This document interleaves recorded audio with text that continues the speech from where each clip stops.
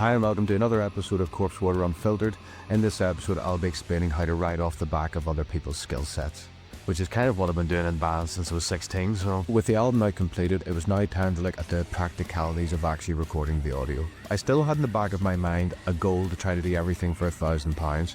However, that was becoming increasingly unrealistic with every single step of the process. The first thing to look at was session musicians or studio musicians or whatever the proper PC term is.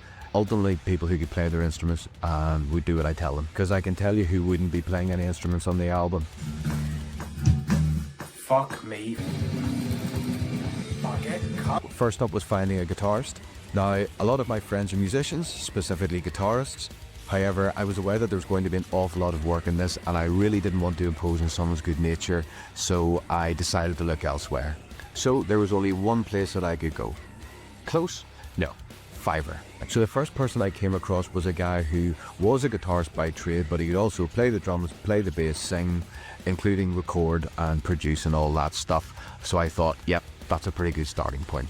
So I sent him a demo of There's a Body in the Tank. I did send a follow-up message saying that I was willing to tab it out for him, but by the time he got that message, he had already learnt it by ear, because apparently my stuff's not that difficult. Shocker. So we decided that he would record 2 guitar lines, the bass, the drums, and mix and mastered for 120 quid, which I thought was an absolute bargain.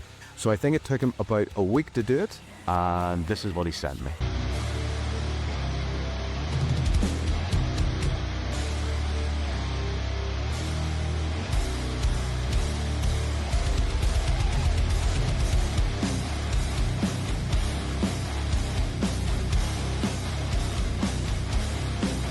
So I thought this was really good, and it gave me an awful lot of hope that I could actually end up with an album that sounds pretty good at best or listenable at worst.